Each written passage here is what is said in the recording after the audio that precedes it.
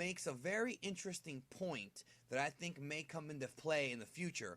He says that the Universe 9 fighters are very unique in that he cannot sense their energy. Now, the last time we had a problem like this was with, well, the gods like Beerus. You can't sense their energy. Now, Goku has been trained on how to use God Ki, so he should be able to figure out how to sense them when he goes to his God form, but he just can't do it. So I'm wondering if these guys in Universe 9 have a completely different kind of energy that we have never seen before. Or maybe they know how to mask it. I don't think that's the case, though, because when Basil was using the kick techniques, it was definitely energy. So I'm wondering if these fighters are going to be giving Goku and the gang any kind of trouble when we get to the actual tournament. Now, Goku is very hyped to fight these guys. He wants to know, what the other guys are capable of, and of course, we're going to get that in the tournament. Now, Basil then powers up, and we have this awesome, big, red and orange aura. Really just screams, just classic DBZ power up. Wind flies everywhere. Very, very cool. And so you see this big energy, like he gets big. And then his feet light up like on fire. Like his feet light up on fire, Basil's. And it reminded me of Fei Long from Street Fighter. I don't know if you guys remember Fei Long when he does like the spinning dragon kick where his foot lights on fire. That's what Basil did. And he starts to freaking throw Majin Buu around like a jabroni with these kicks left and right, firing ki blasts from his feet. So whenever Basil becomes playable in a future Xenoverse game, expect him to have all kicking attacks, which makes sense, right? So the action is very, very fast. Again, kudos to the animation team. It looks freaking beautiful. Basil is talking shit to Buu again. And Rogue is so cocky that he thinks that Basil can beat everyone in Universe 7 by himself. But Majin Buu is not finished. He gets up and he's ready to fight again. Of course, Majin Buu's durability has been the talk of the town since the beginning of that character, in that he can take a punishment, Majin Buu can. And I really want to put over Kozo Shioya, who is the voice actor who plays Majin Buu in the Japanese version. Did a really fantastic job in this episode. The laughing, the giggling, the attacks, the seriousness, he really did a really great job here. So Buu starts laughing again, then he looks down, he has a giant hole in his chest, or in his stomach, right around there. Universe 9 guys are shocked. Satan apparently has been hurt in the crossfire of the big explosion. Buu wants to heal him, but Satan says, no, just go fight, don't worry about it. Which tells me, like, I was already thinking, okay, he's probably faking it just to motivate Buu. So he gives him that little pep talk, and Buu, of course, because that's his boy, he gets serious, starts pounding his chest, and steam comes out of his freaking holes. Classic Majin Buu. We have not seen Buu fight this way since Dragon Ball Z. Like, not even the Beerus fight did we see the classic Majin Buu, with the steam coming out. So Basil, okay, now let's get to the most awesome part of the episode. Basil fires another ki blast. Buu grabs the ki blast, deflects it back, it looks awesome, and it flies over to Universe 11 with the mysterious cloaked guy, who grabs the blast and literally disintegrates it into nothing, bro. They zoom in and we see through the cloak the mustache, the Fu Manchu. So yes, if you are late to the party, folks, the man under the cloak, who people have been speculating about, is indeed Toppo from Universe 11. I did a video about this earlier this week. I will leave videos down below in the description if you are behind on the news. This is not a spoiler. This is actual press releases from Toei, character reveals. He is Toppo from the Pride Warriors. I think they were called the Pride Warriors, Pride Squadron from Universe 11. And he's supposed to be so badass, guys, that he was once in line to be a god of destruction. He just disintegrates the blast like nothing. That was the rawest shit this whole episode. I can't wait to see this guy freaking fight. Big ass mustache too, like Yosemite Sam. Anyways, Majin Buu attacks, does the ear clap on Basil, pounds him down. Goku's marking out like a freaking 10-year-old John Cena fanboy. Buu's won the fight, but he eliminates, basically, okay, here's what happens. He ring outs Basil, right? But the Omni Kings don't like that. Goku's like, well, when you get eliminated via ring out, you win. But the Omni Kings are like, wait a minute, no, that's not good enough. The Great Priest says, no, brother, we ain't doing no ring out. That's right. Knockout or submission. Listen to what I just said. Knockout or submission. None of this pussy ass ring out bullshit, alright? None of this, ring out. To win the fights, you gotta knock your opponent out or make him say uncle, alright?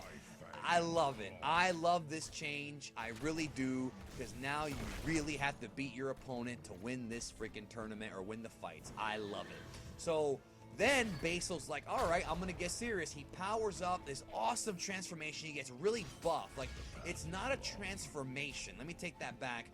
He just powers up and gets buff. Kind of like, like a lot of characters do in Dragon Ball. Trunks did it, Broly did it, but it's not really a transformation. At least it hasn't been categorized as one. Maybe it actually is, but it didn't look like one. He's got some red aura coming off of him.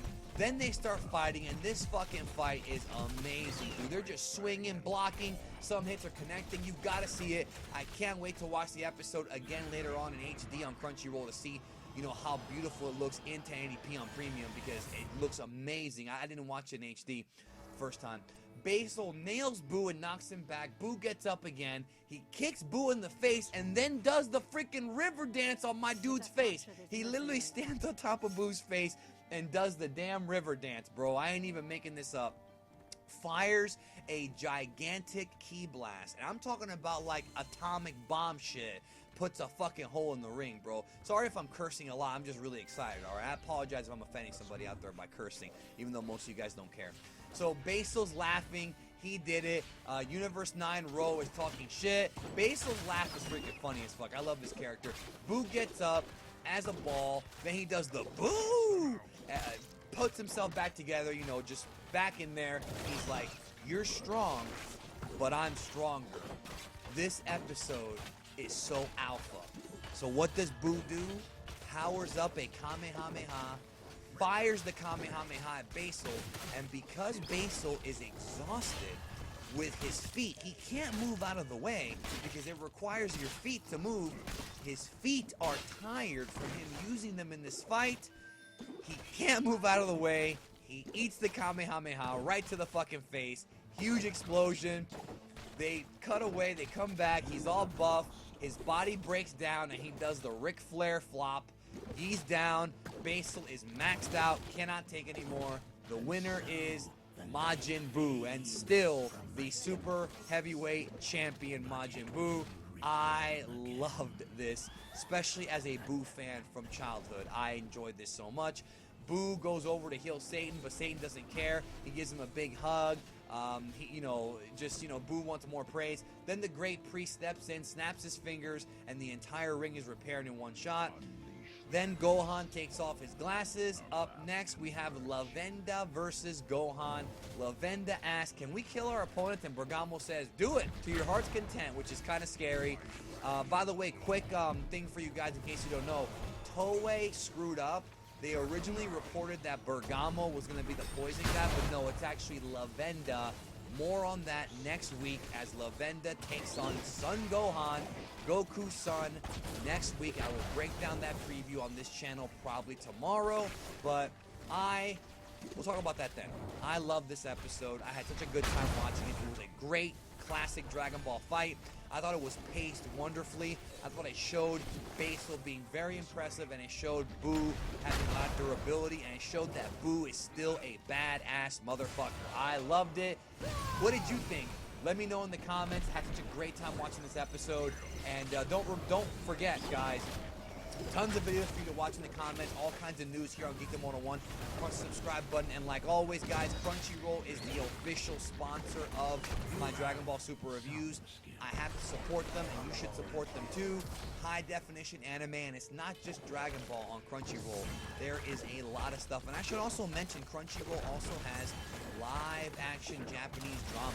I've actually seen a couple of these a few years ago. I might check some more out here on Crunchyroll. So much stuff. I mean, there's just so much stuff to watch. It's like overwhelming, but in a good way. So check out Crunchyroll. As always, a friend of Geekdom 101 and of the channel and of me. Thank you so very much, guys. I will talk to you later.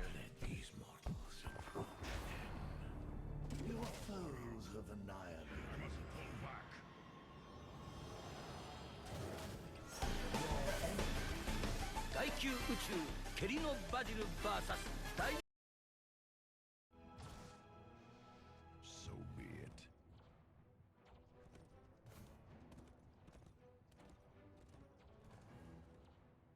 Your fort is fallen.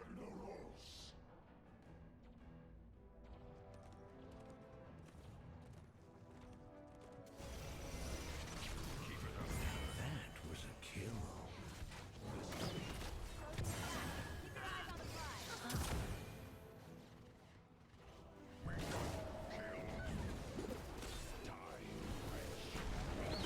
Your enemy has destroyed.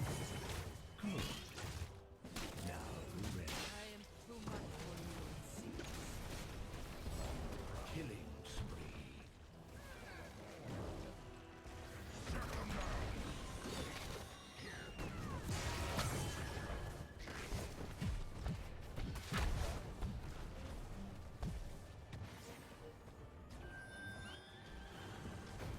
So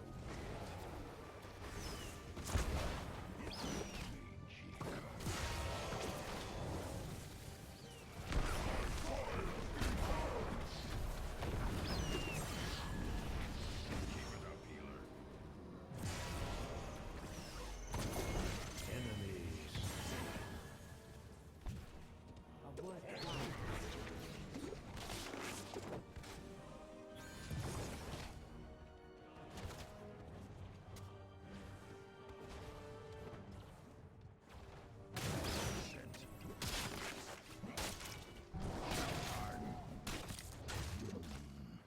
My temple's power is expended. You are stronger than I believe.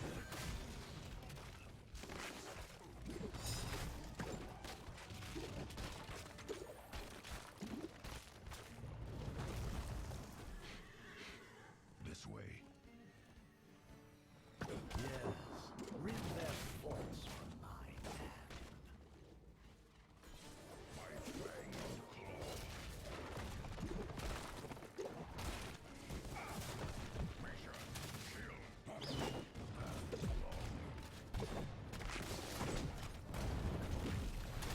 My eyes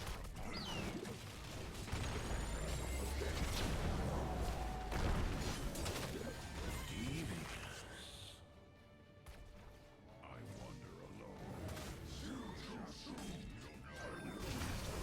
My things. Track them down. kill this hero. Now.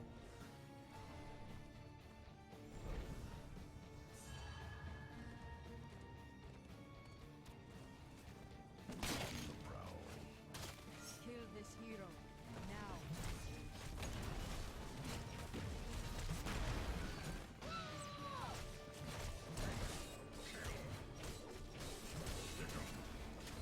The night.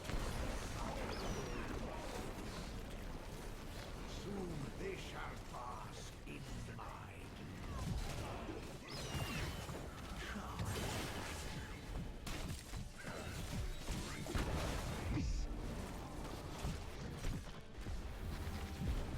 That's the end of your killing spree.